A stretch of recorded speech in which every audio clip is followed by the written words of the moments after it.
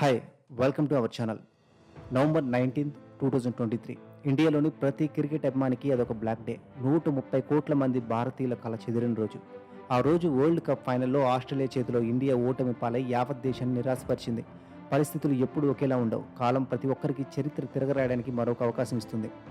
ఈరోజు దుబాయ్లో అదే జరిగింది. మినీ వరల్డ్ కప్ అని పిలిచే ఛాంపియన్స్ ట్రోఫీ సెమీఫైనల్లో ఆస్ట్రేలియాని ఓడించి 130 కోట్ల మంది కలను నిజం చేసింది. Revenge is a dish best served cold. Champions trophy మొదలైనప్పటి నుండి ఈ రోజు కోసం ప్రతి క్రికెట్ అభిమాని ఎదురు చూస్తున్నారు. కప్ గెలుస్తారా లేదా అన్నదానికంటే ఆస్ట్రేలియాని ఓడించి ప్రతీకారం తీర్చుకుంటారా లేదని వెయిట్ చేశారు. కాలం నెరవేరింది. కంగారులు మన దెబ్బకి తోక ముడిచారు. ప్రతి క్రికెట్ అభిమాని కాలం ఎగరేసుకునేలా చేశారు. ఇక మ్యాచ్ అనాలిసిస్ చూస్తే ఆస్ట్రేలియా టాస్ గెలిచి బ్యాటింగ్ చూస్ చేసుకుంది. బ్యాటింగ్ పిచ్ అయిన షమి అద్భుతమైన లైన్ అండ్ లెంగ్త్తో బాల్స్ వేస్తూ బ్యాట్స్మెన్ ఇబ్బంది పెట్టి 3వ ఓవర్లోనే వికెట్ తీసి మంచి శుభారంభం ఇచ్చాడు. తర్వాత వరల్డ్ కప్లో ఫైనల్ హీరో అయిన ట్రావిస్ హెడ్ దూకుడు ఆటతీరుతో స్కోర్ బోర్డును పరిగెత్తించాడు. అభిమానులకి మళ్ళీ చెడు జ్ఞాపకం గుర్తుకు చేశాడు. అప్పుడు mystery spinner last match hero Varun Chakravarthy వచ్చి తన తొలి బాల్కే హెడ్ని అవుట్ చేసి ఊపు ఇచ్చాడు. తర్వాత స్మిత్ అండ్ లబుషేన్ నిలకడగా ఆడుతూ 50 పార్ట్నర్షిప్తో మళ్ళీ ఆస్ట్రేలియాని ముందంజలో ఉంచారు.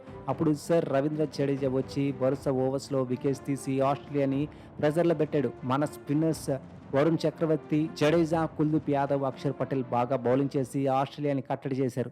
స్మిత్ 73 రన్స్తో, అలెక్స్ కేరీ 61 రన్స్ చేసి మొత్తానికి 264 పరుగులకి ఆల్అౌట్ అయింది. ఒకసారి ఆస్ట్రేలియా స్కోర్ కార్డు మీద చూస్తే మన బౌలర్స్లో షమి 3 వికెట్లు, వరుణ్ చక్రవర్తి 2, జడేజా 2, హార్దిక్ పాండ్యా, అక్షర్ పటేల్ చెరొక వికెట్ తీశారు.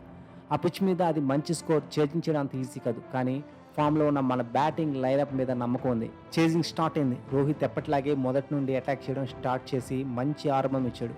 కానీ వరుసగా వరల్డ్ నెంబర్ 1 బ్యాట్స్మెన్ గిలెన్ కెప్టెన్ రోహిత్ శర్మ అవుట్ అవడంతో 130 కోట్ల మంది భారతీయుల ఆశలు మళ్ళీ the GOAT, the legend, chase master king Kohli మీదే ఉన్నాయి. కోహ్లీ, శ్రేయస్ అయ్యర్ ఇద్దరు నిలకడగా ఆడుతూ మ్యాచ్ మన చేతిలోకి తీసుకొచ్చారు. శ్రేయస్ అయ్యర్ అవుట్ అయిన ఒక ఎండ్లో కోహ్లీ రన్స్ చేస్తూ విజయానికి సాలిడ్ ఫౌండేషన్ వేశాడు.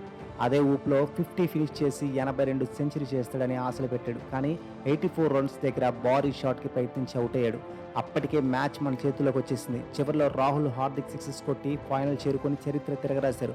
మన టీంలో రోహిత్ 28, కోహ్లీ 84, శ్రేయస్ అయ్యర్ 45, అక్షర్ పటేల్ 27, రాహుల్ 42 నాట్అవుట్, హార్దిక్ పాండ్యా 28 పరుగులు చేశారు. ఇండియా స్కోర్ కార్డు ఒకసారి చూస్తే ఆస్ట్రేలియా బౌలర్లో ఆడమ్ జంపా, నాథన్ ఎల్లిస్ చెరో 2 వికెట్లు తీశారు. ఇలాంటి వరల్డ్ టోర్నీలో ఆస్ట్రేలియా లాంటి ఛాంపియన్స్ టీంని ఓడించడం అంటే కప్పు కొట్టిన దానికంటే ఎక్కువ.